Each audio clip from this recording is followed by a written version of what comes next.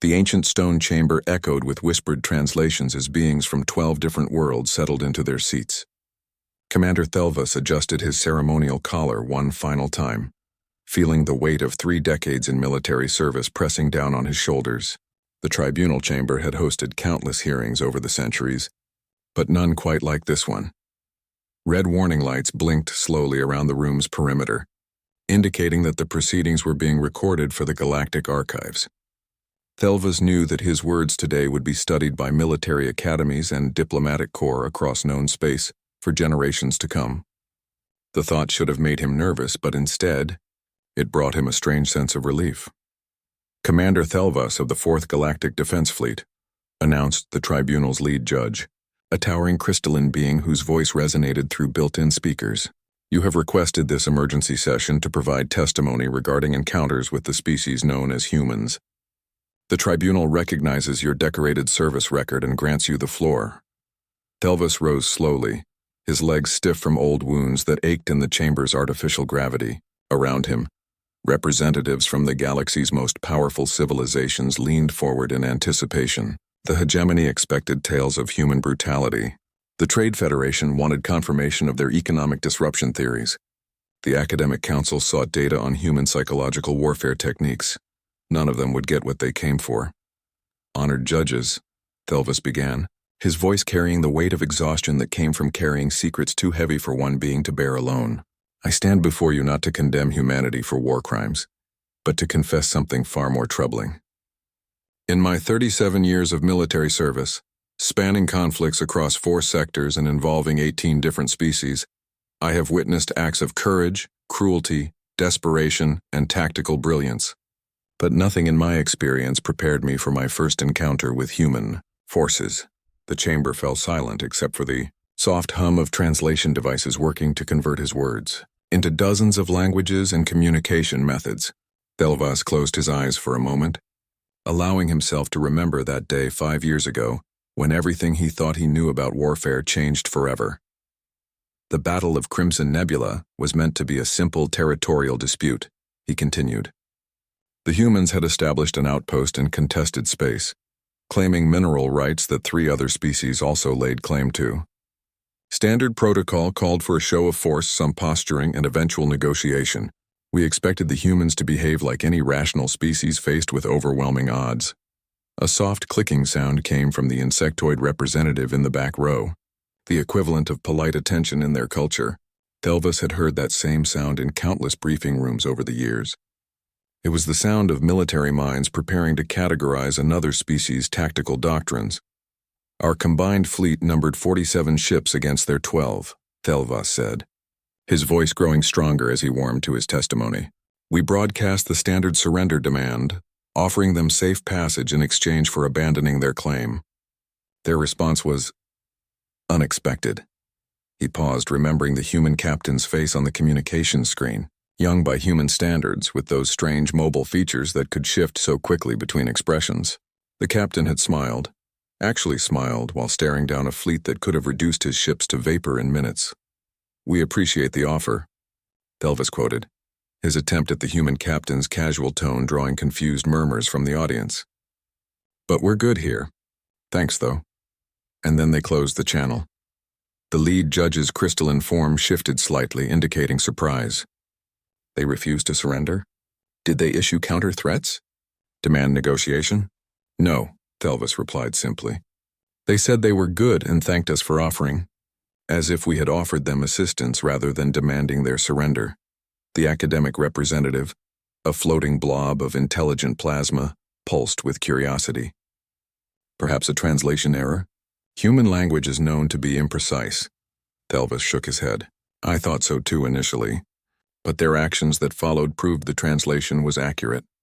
They genuinely saw no reason to be concerned about our overwhelming numerical superiority.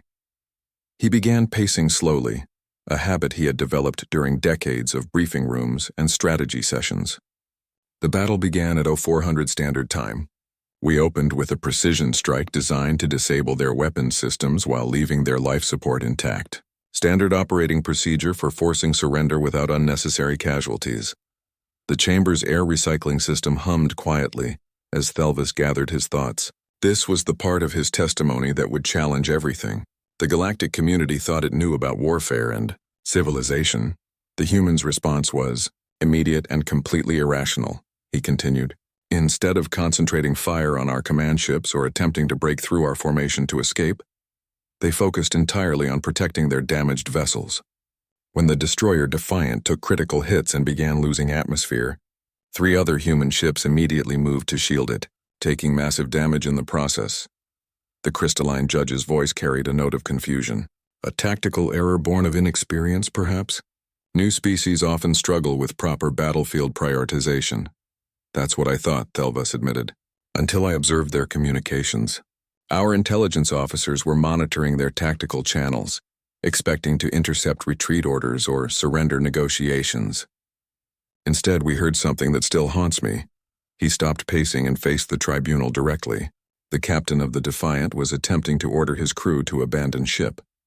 His exact words were, "That's an order, people. Get to the pods and get out of here."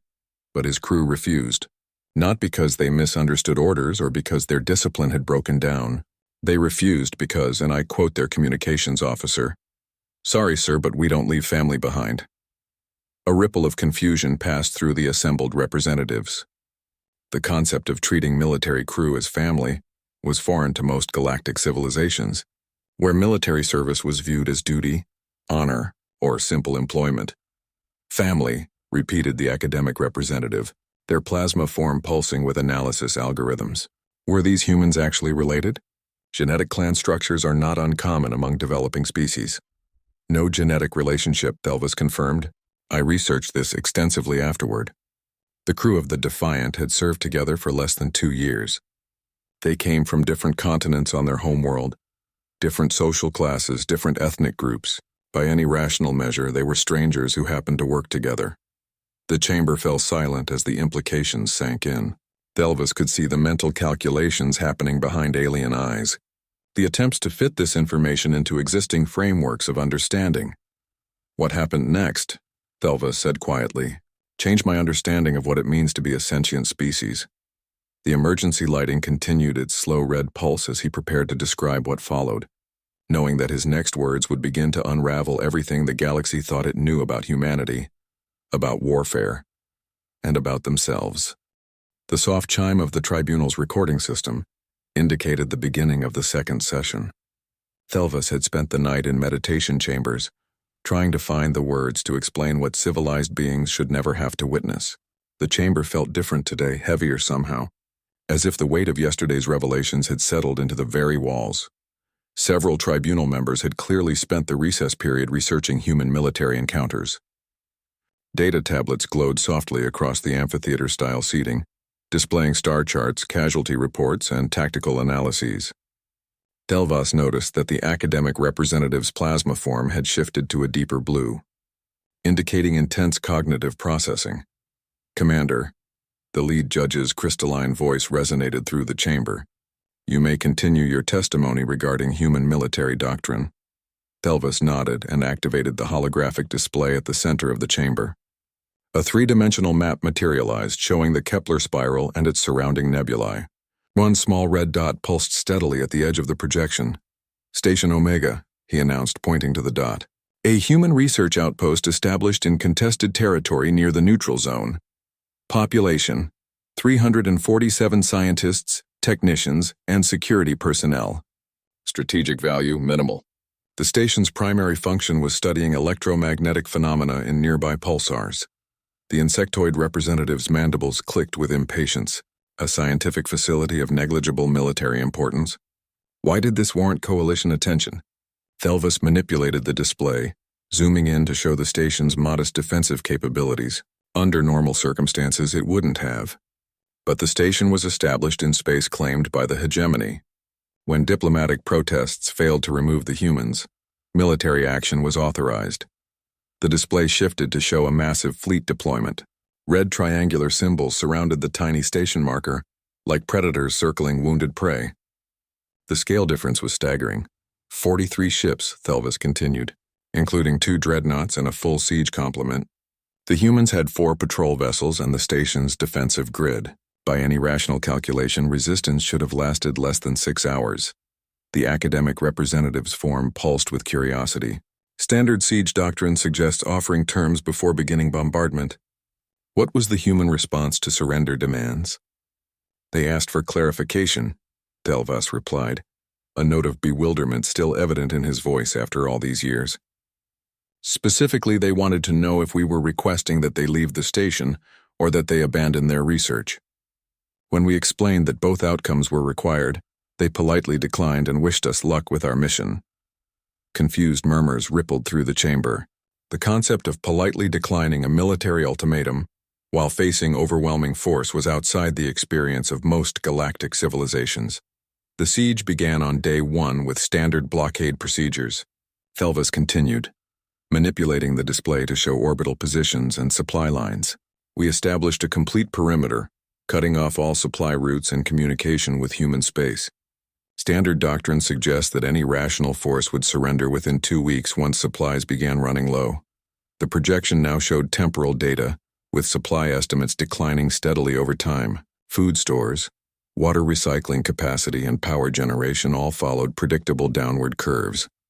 Week 3 brought the first signs of resource depletion, Thelvas noted. Our intelligence indicated that the humans had begun rationing food and water.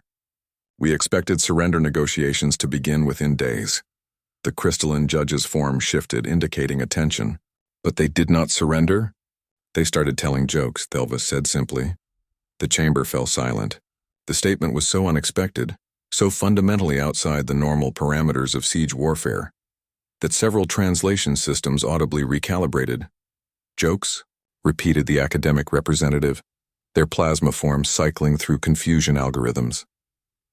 Thelvas nodded grimly. Our communications specialists were monitoring all transmissions from the station, looking for signs of panic, mutiny, or surrender negotiations. Instead, they intercepted what humans call comedy hours. Every evening, station personnel would gather in their central hub and take turns making other humans laugh. He activated an audio file, and the chamber filled with an alien sound.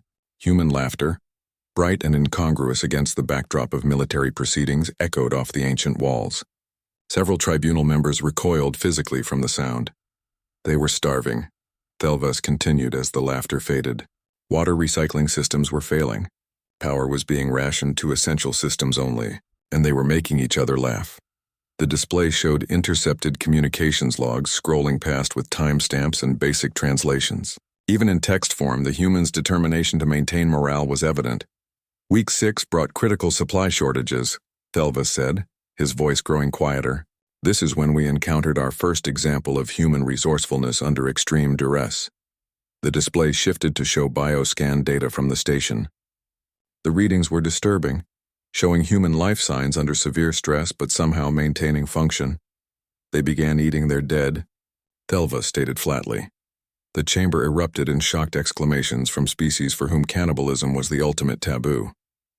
The insectoid representatives' clicking became rapid and agitated, while several other delegates activated privacy shields around their seating areas.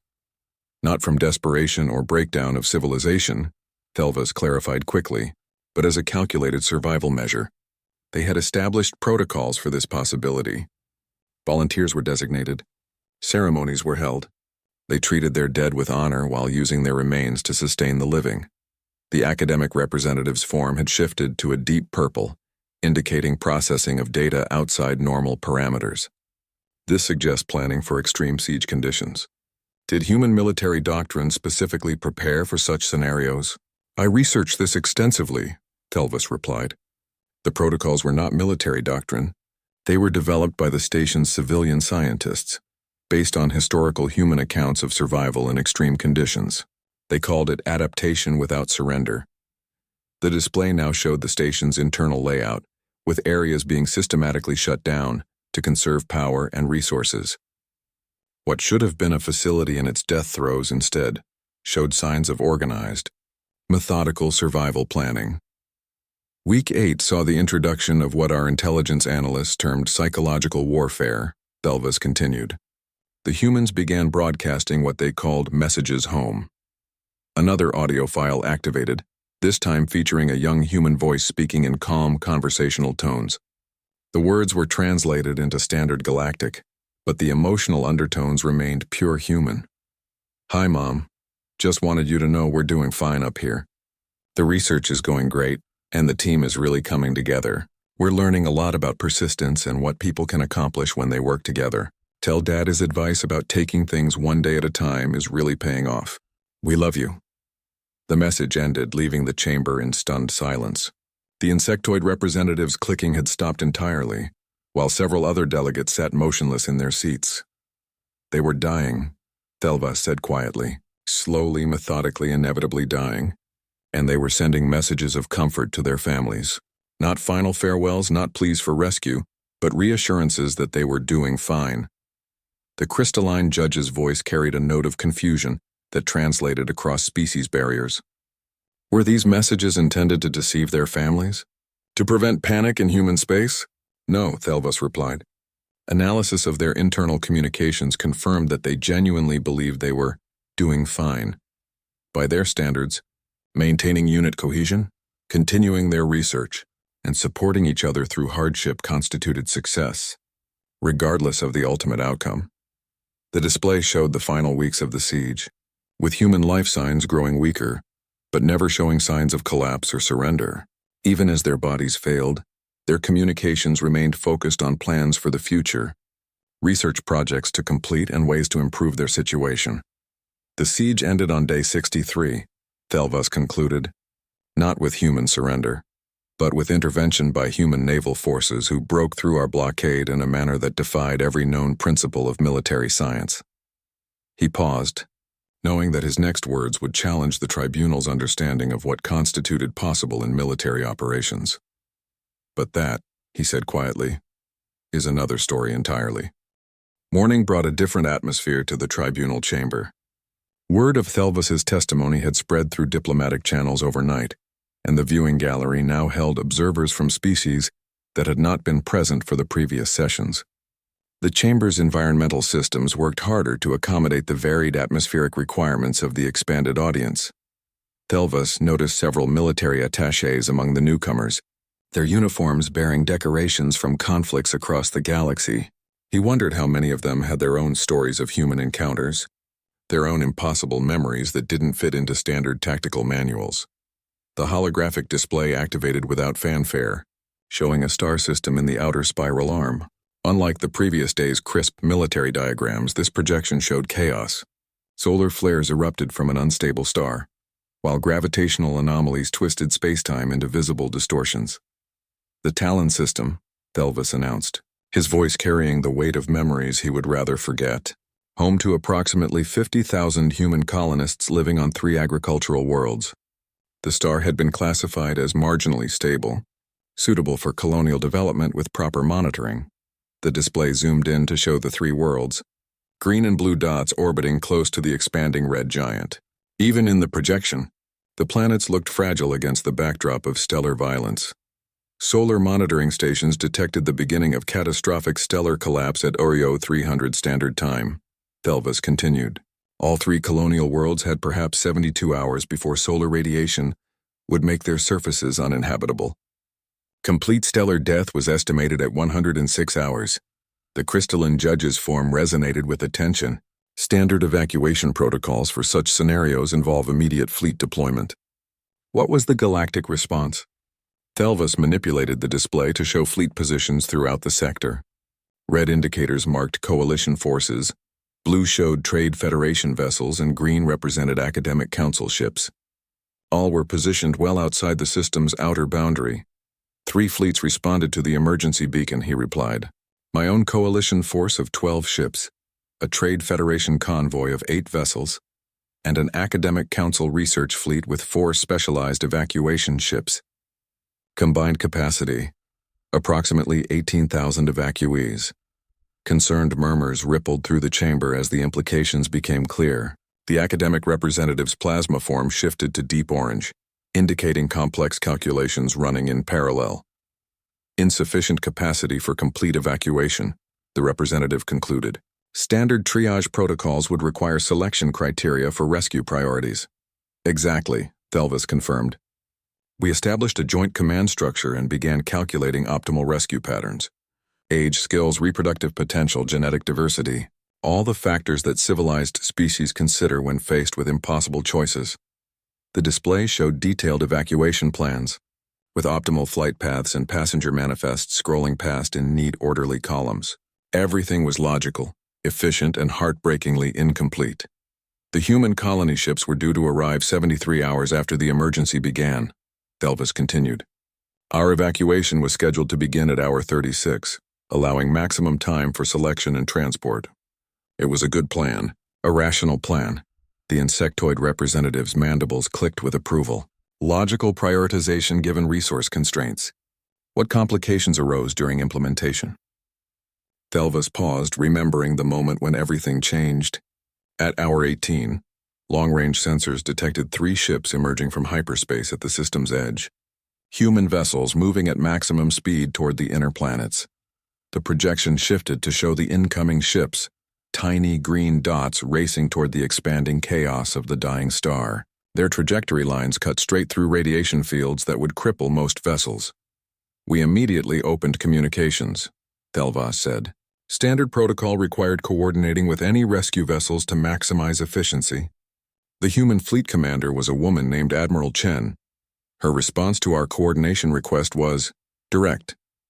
An audio file activated, filling the chamber with a human voice speaking in clipped, urgent tones. Appreciate the offer, Coalition Command, but we're not here to coordinate. We're here to get our people home. All of them. The chamber fell silent. The concept of attempting to evacuate 50,000 beings from a dying star system with 3 ships was beyond reckless. It was mathematically impossible. We attempted to explain the resource limitations, Thelvis continued. Admiral Chen listened to our calculations, our evacuation priorities, our careful plans. Then she said something that still haunts every officer who heard it. He activated another audio file. The human voice was softer now, but carried an undertone of absolute determination. Commander Thelvis, I appreciate your efforts to help. But you don't understand something fundamental about humans. We don't do math when our families are dying. We do miracles. The academic representative's form pulsed with confusion algorithms.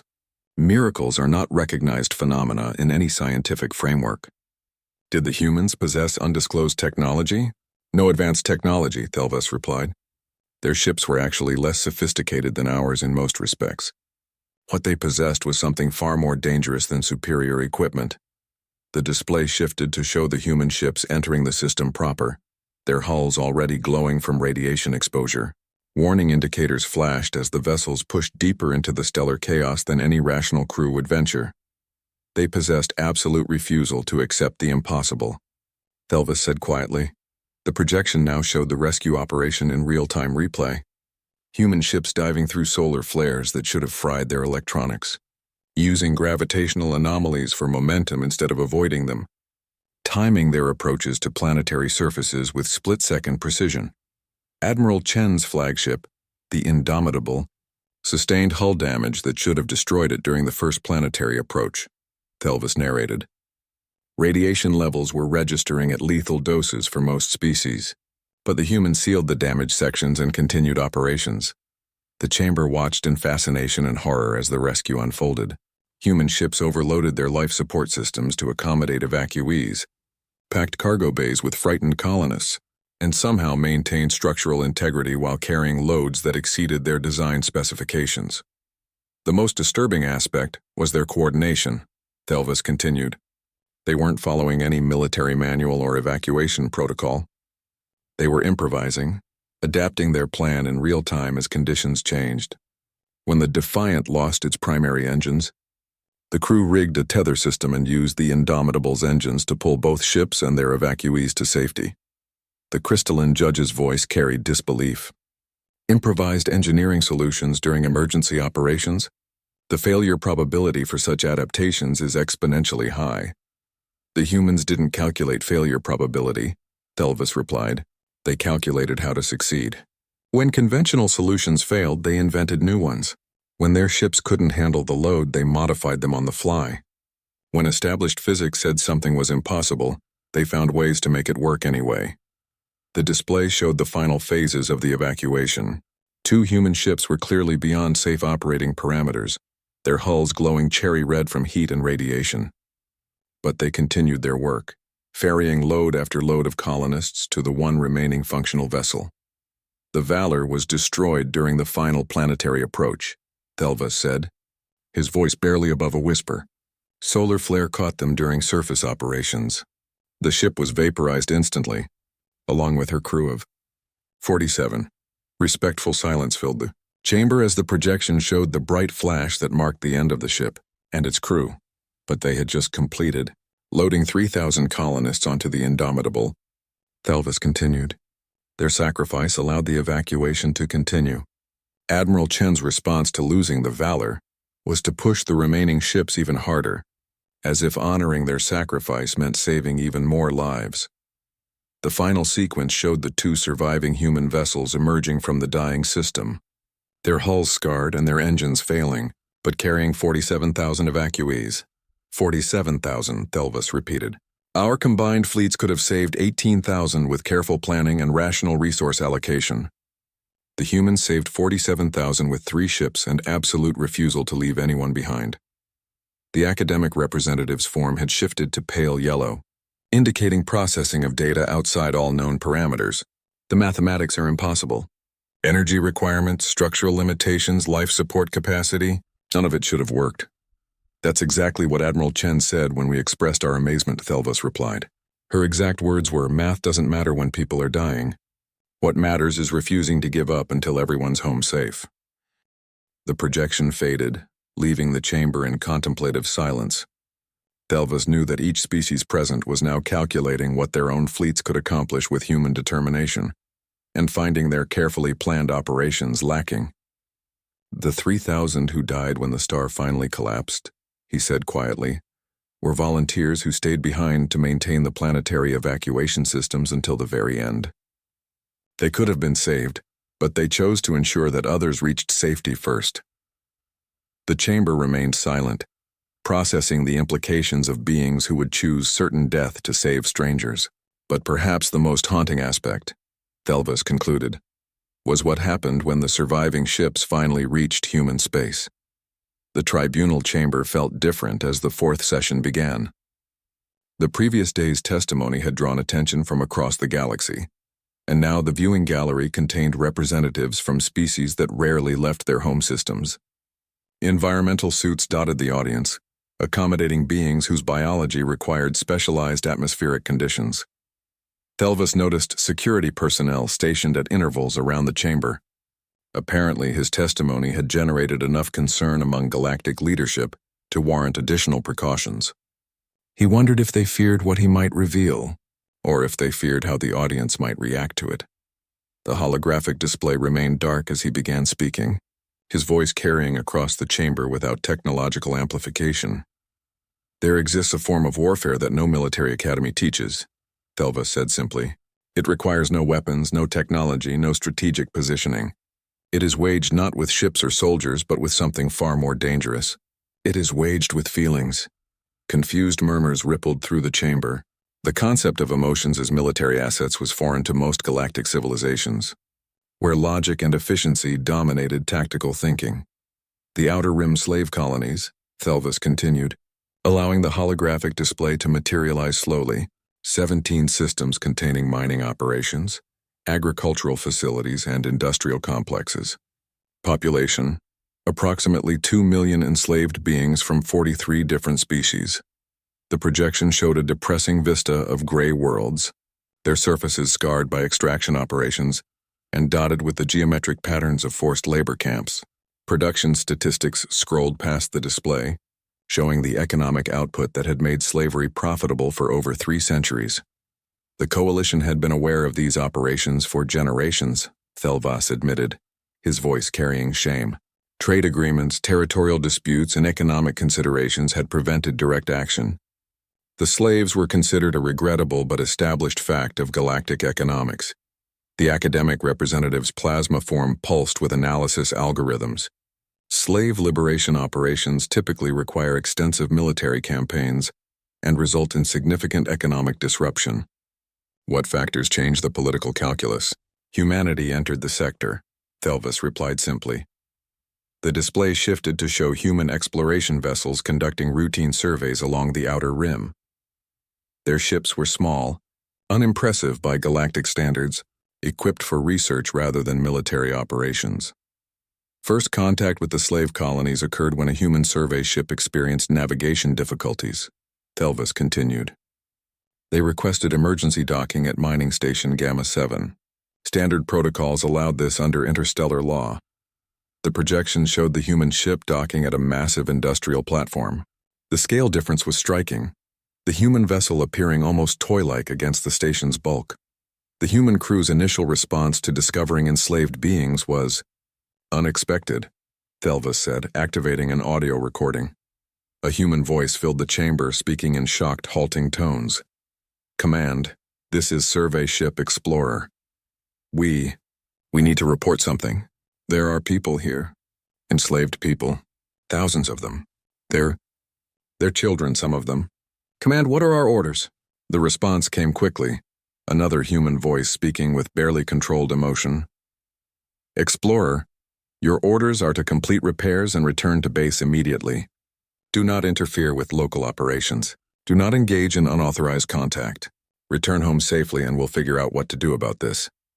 The audio ended, leaving the chamber in contemplative silence.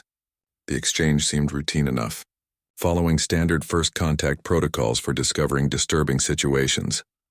The human crew completed their repairs over the next 6 hours, Thelvis continued. Our intelligence services monitored their activities, expecting standard compliance with non-interference protocols. The display showed technical readouts from the station's internal sensors, tracking the movement of human personnel through the facility during their brief stay. Instead, we recorded something that challenged our understanding of rational behavior, Thelvis said quietly. The humans were crying. The chamber erupted in confused discussion. The concept of military personnel expressing emotional distress during routine operations was outside the experience of most species present. Not just individual crew members, Thelvis clarified as the noise subsided. The entire crew. Officers, technicians, even their ship's artificial intelligence system. They wept openly for the suffering of complete strangers from species they had never encountered before. The crystalline judge's voice carried bewilderment. Emotional distress over the condition of unknown beings? This suggests severe psychological instability in their crew selection process. That's what our analysts concluded initially, Thelvis agreed. Emotional regulation is considered essential for military personnel across all civilized species. We assume the humans suffered from inadequate psychological screening. The display shifted to show intercepted communications from the human ship as it departed the station. Text translation scrolled past, but even in written form, the emotional content was evident. I can't stop seeing their faces. Thelvis read from the communications log. Those children looked at us like we might help them, like we might save them. And we just left. We just walked away and left them there. The academic representative's form had shifted to deep blue, indicating intensive analysis. Emotional attachment to unrelated beings from different species suggests a significant psychological abnormality. Did this crew require medical intervention? Every human crew that encountered the slave colonies reported similar reactions, Thelvis replied. Our intelligence services monitored 17 separate first contact incidents over the following months. The results were identical. Emotional distress, psychological trauma, and what human psychologists termed moral injury. The projection now showed a compilation of human reactions to discovering enslaved populations. The pattern was consistent across different crews, different ships, different circumstances. Human beings seemed incapable of witnessing suffering without experiencing it themselves. What happened next violated every principle of rational military doctrine, Thelvis continued. The humans didn't calculate the economic impact of liberation. They didn't consider the political ramifications. They didn't negotiate with stakeholders or develop gradual transition plans. The display shifted to show human fleet movements, vessels converging on the outer rim from across their territory. Military ships, civilian transports, medical vessels, and supply convoys all moving with purpose toward the slave colonies. They got angry, Thelvis said simply. The statement hung in the air like a physical presence. Anger as a military motivation was recognized by most species, but usually in response to direct threats or territorial aggression. The concept of anger motivated by strangers' suffering was unprecedented. Not the hot anger of immediate conflict, Telvis clarified. Cold anger. Methodical anger. The kind of anger that builds infrastructure to support sustained operations across multiple sectors. The projection showed the scope of human mobilization, logistics networks, supply chains, intelligence gathering operations, and diplomatic initiatives all supporting a single goal: the complete elimination of slavery in the Outer Rim. The liberation campaign lasted 4 years, Telvas continued. The humans didn't simply free the slaves and leave. They hunted down every slaver, every overseer, every financial backer of the operations. They traced money flows through 17 different banking systems, identified collaborators in 6 different governments, and systematically dismantled the entire economic structure that made slavery profitable. But the most disturbing aspect wasn't their military efficiency, Telvis said, his voice growing quieter. It was what they did after the liberation was complete. The projection shifted to show refugee camps, medical facilities, and educational centers. Thousands of former slaves receiving care, training, and support from human personnel. They adopted them, Telvas said simply. Not metaphorically, literally. Human families opened their homes to former slaves from species they couldn't even pronounce. Human universities developed curriculum to teach forgotten languages. Human archaeologists worked to reconstruct lost cultures. The academic representatives' form had shifted to pale yellow, indicating processing of concepts outside normal parameters.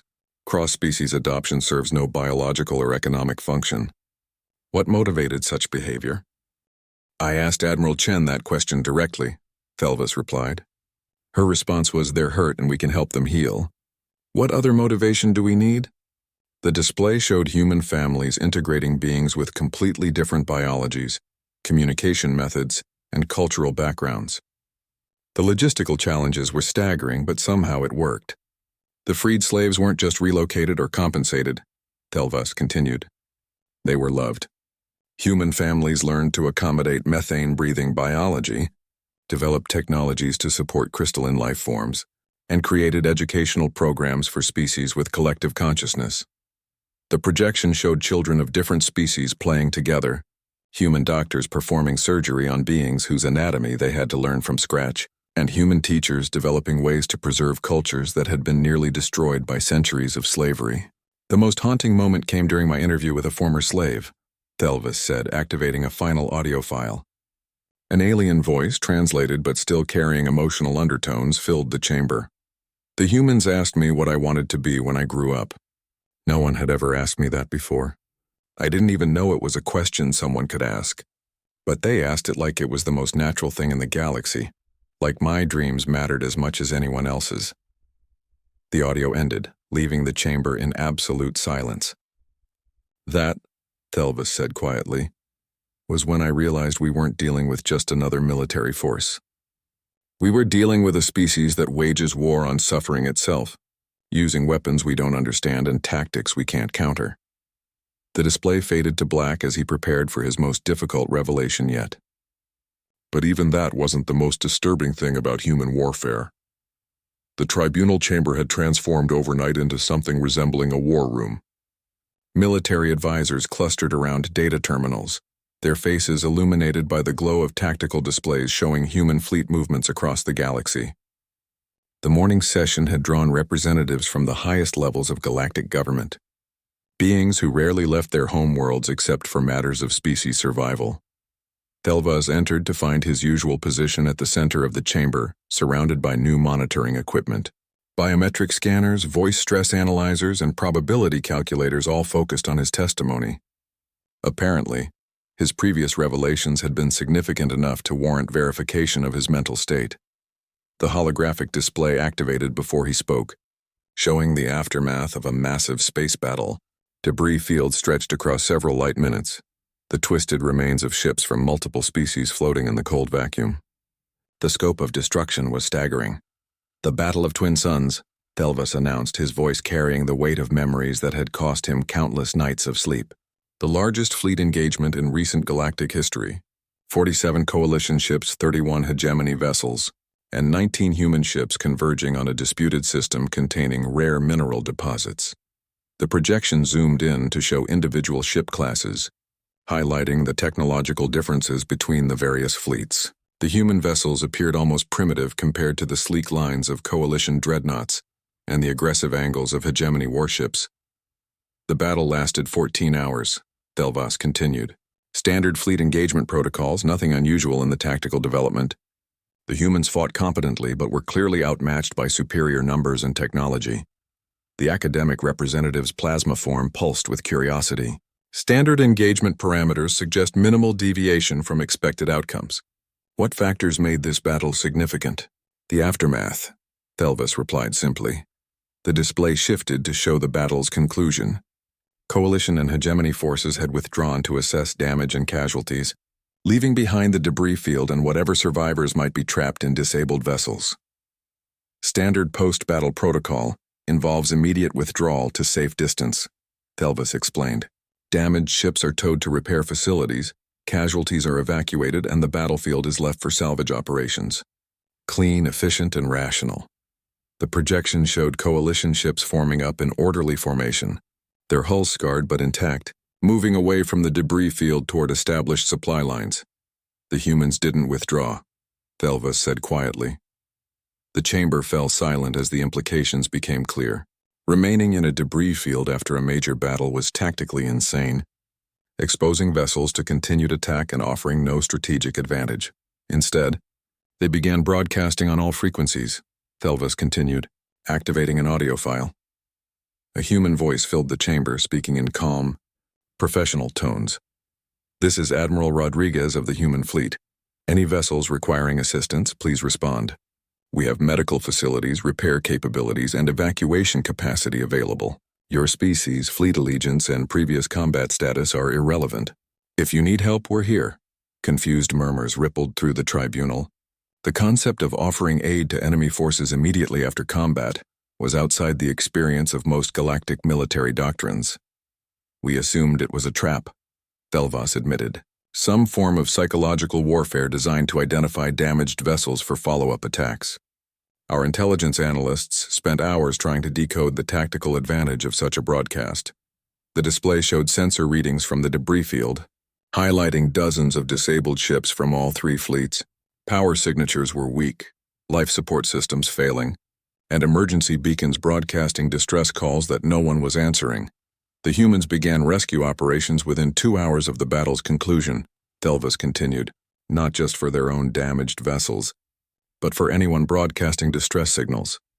The projection shifted to show human ships moving through the debris field, their hulls still bearing scorch marks from recent combat, approaching disabled Coalition and hegemony vessels with rescue equipment deployed. The first rescue attempt was a Coalition destroyer that had lost primary power and life support, Thelvas narrated. The crew of 47 was facing death from atmospheric poisoning within 6 hours. The human ship Mercy established docking connection and began emergency evacuation procedures. The chamber watched as the rescue operation unfolded in the projection's replay. Human personnel in environmental suits moved through damaged Coalition corridors, carrying wounded enemies to safety with the same urgency they would show for their own crews. But the most disturbing aspect wasn't the rescue itself, Thelvas said, his voice growing quieter. It was how they treated our wounded. The display showed the interior of a human medical facility. Coalition personnel, many of them bearing injuries from human weapons, lay in medical beds while human doctors and nurses worked to save their lives. I was among the wounded, Thelvas admitted, touching a scar that ran along his neck. Plasma burn from a human weapon, severe enough to require immediate surgery. I expected to die in space or face interrogation if captured.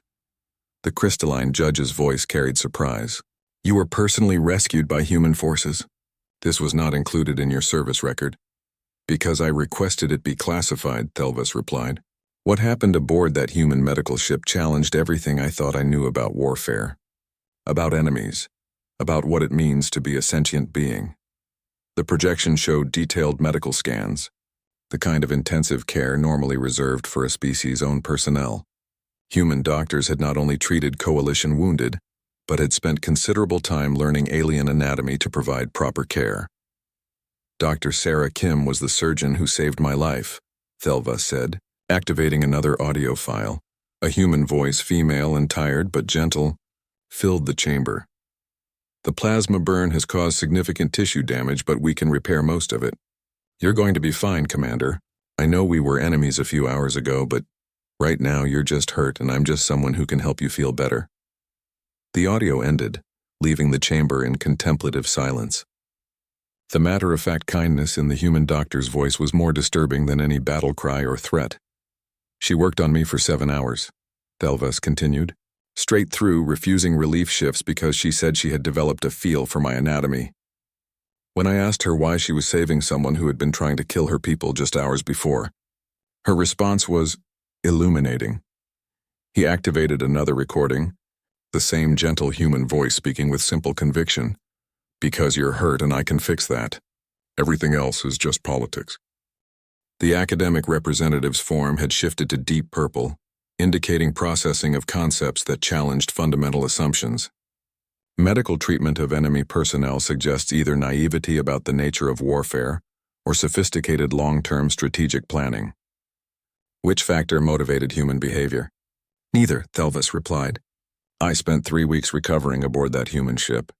I observed their crew, listened to their conversations, analyzed their motivations. They weren't naive about warfare, and they weren't planning strategic advantages. The projection showed the daily routine aboard the human medical vessel, crews working around the clock to save lives from all 3 fleets without regard for species, allegiance, or previous combat actions. They simply refused to see enemies, Thelva explained. In that moment after the battle was over, we weren't coalition forces or hegemony warriors or human soldiers. We were just hurt beings who needed help, and they were beings who could provide it. The display shifted to show the rehabilitation process. Coalition and hegemony personnel working alongside human crews, learning to walk again, receiving physical therapy, and in many cases forming friendships with the people who had been shooting at them days earlier. The most disturbing conversation occurred during my final week of recovery, Thelva said, his voice barely above a whisper. I asked Admiral Rodriguez why humans risked their ships and crews to save enemies. His response has haunted me ever since. A final audio file activated, featuring a calm human voice speaking with the weight of absolute conviction. Commander, if we can save someone's life, their previous actions become irrelevant. Dead enemies are just dead people, and we prefer living people. Even if they shot at us yesterday, tomorrow they might choose differently. But they can't choose anything if they're dead. The recording ended, leaving the chamber in profound silence. The concept of viewing enemies as potential allies rather than permanent threats challenged the fundamental assumptions of galactic military doctrine. 17 coalition personnel were saved by human medical intervention during the Twin Suns aftermath, Thelva continued. 43 hegemony survivors were treated and returned to their fleets. The humans asked for nothing in return except assurance that the rescued personnel had received proper follow-up care. The projection showed the final phase of the rescue operations. Human ships departing the debris field, their medical bays full of recovering personnel from all 3 fleets, heading not toward human space, but toward the nearest neutral medical facilities. They didn't even keep us, Thelva said, amazement still evident in his voice. They could have taken valuable intelligence assets, negotiated prisoner exchanges, or used our presence for political advantage. Instead, they delivered us to neutral space and wished us well. The chamber remained silent as delegates processed the implications of treating military enemies as temporary patients rather than permanent threats. But the most haunting aspect, Thelva concluded, wasn't their treatment of us during recovery. It was what they said when they returned us to our fleets. He activated one final recording, Admiral Rodriguez's voice speaking directly to the assembled coalition and hegemony commanders. We hope your people recover fully from their injuries. We also hope that next time we meet, it's under better circumstances. War is terrible, but it doesn't have to make us stop caring about each other. The audio faded, leaving only the soft hum of environmental systems and the weight of revolutionary concepts settling into military minds that had never considered such possibilities. That, Thelva said quietly, was when I realized that humans don't just wage war differently. They remain human even during warfare, which makes them the most dangerous and most wonderful beings the galaxy has ever encountered. The tribunal chamber had undergone its final transformation. Gone were the monitoring devices and military advisors. In their place sat representatives from every major civilization in the galaxy. Their attention focused not on tactical analysis or strategic implications, but on a simple question that had emerged from 5 days of testimony. What did it mean to be civilized? Thelva stood at the center of the chamber without technological support, without holographic displays, without any props except the weight of truth he had carried for too long. The silence was profound, as if the entire galaxy held its breath waiting for his final words. Honored judges, respected representatives, fellow beings of the galactic community, he began, his voice carrying across the chamber with quiet authority. For 5 days I have shared with you encounters that changed my understanding of warfare, of duty, and of what it means to be a sentient species. But I have not yet told you why these memories haunt me. The crystalline judge's form shifted almost imperceptibly, indicating attention and perhaps apprehension. Commander Thelvas, this tribunal was convened to investigate potential human war crimes. Your testimony has presented unexpected perspectives. What conclusion do you wish the tribunal to reach? Thelvas looked around the chamber, meeting the gaze of beings from dozens of different worlds, species that had achieved interstellar travel, developed complex civilizations, and created technologies that could reshape planets, all of them waiting to understand what made humanity different. The war crime, Thelvas said quietly, was not committed by humanity. The chamber erupted in confused discussion. Delegates leaned forward in their seats, translation devices working overtime to process the implications of his statement across multiple languages and communication methods. The war crime, Thelvas continued, his voice growing stronger, was committed by the rest of us. For 10,000 years of galactic civilization, we have accepted certain truths as immutable facts. We have built our societies, our militaries, our very understanding of existence around these assumptions. The academic representative's plasma form pulsed with curiosity algorithms. What assumptions, Commander? Please be specific in your allegations.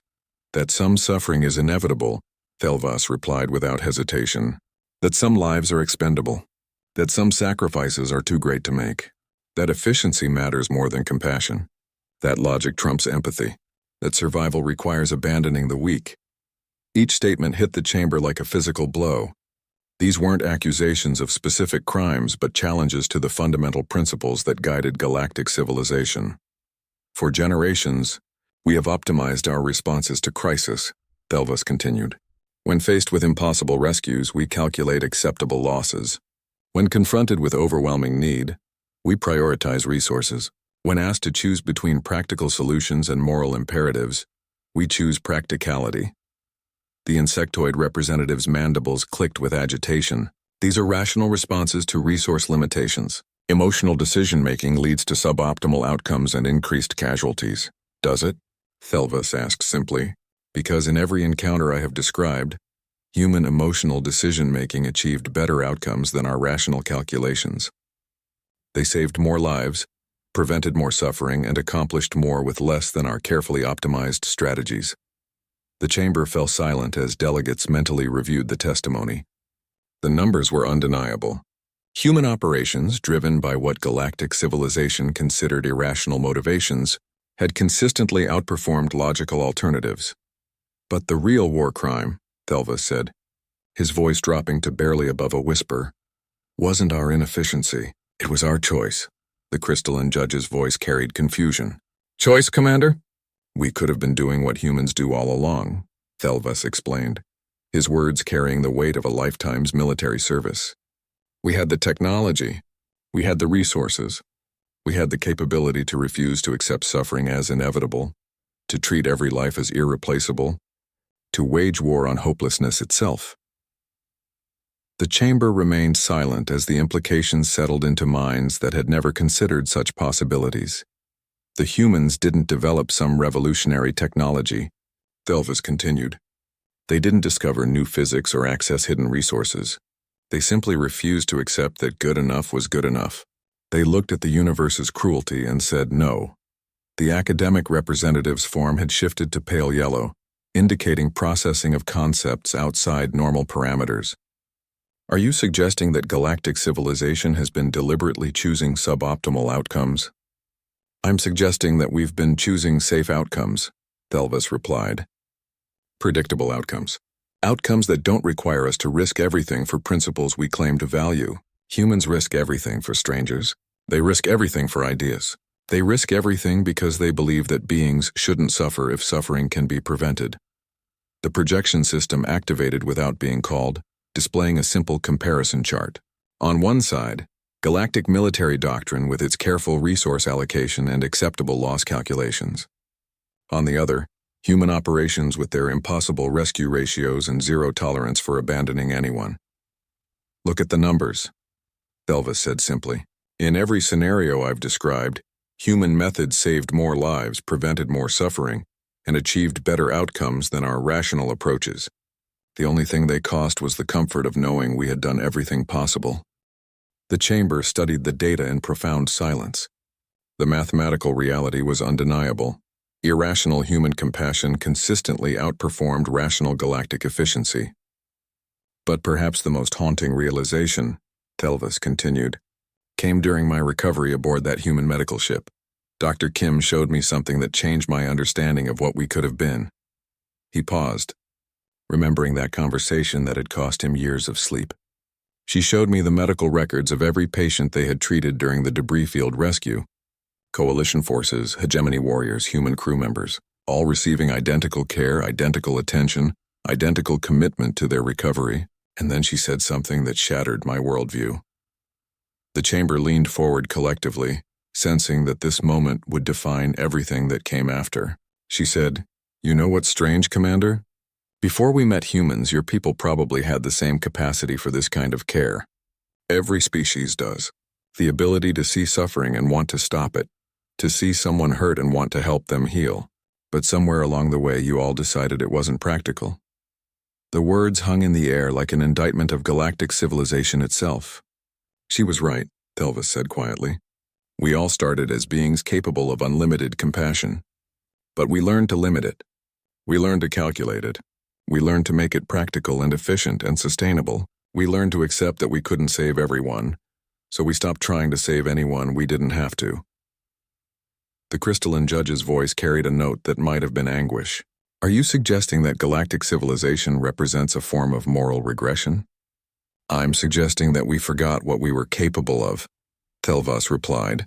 Humans didn't evolve some special capacity for compassion. They simply refused to evolve out of it. They kept the part of themselves that sees suffering and demands action, even when action seems impossible. The academic representative's form pulsed with desperate analysis. But unlimited compassion is unsustainable. Resources are finite. Choices must be made. Must they? Thelvis asked. Because humans seem to find ways around those limitations. When resources are insufficient, they create more. When choices seem binary, they invent third options.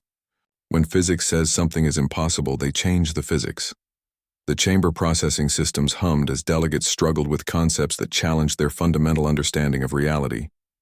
The haunting truth, Thelvis said, stepping forward to address the tribunal directly, is not that humans are superior to us. It's that they show us what we chose not to be. Every human rescue operation, every impossible mission, every refusal to abandon someone in need is a mirror reflecting our own abandoned potential. The silence stretched across the chamber like a weight pressing down on thousands of years of galactic civilization. We came here expecting to judge humanity for war crimes, Thelvis concluded. Instead, we must judge ourselves for the war crime of choosing comfort over courage, efficiency over empathy, survival over salvation. He looked around the chamber one final time, meeting the gaze of beings who would carry this testimony back to their home worlds, their governments, their military academies.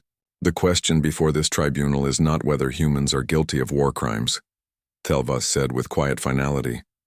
The question is whether we are brave enough to become what they already are. Beings who refuse to accept that suffering is inevitable, that some lives don't matter. That impossible just means no one has tried hard enough yet. The chamber fell into absolute silence as delegates confronted the most disturbing revelation of all. They could have been heroes all along. They had simply chosen not to be. Thelvis sat down slowly, his testimony complete. leaving the galaxy to grapple with the weight of its own reflection in humanity's terrifying compassion.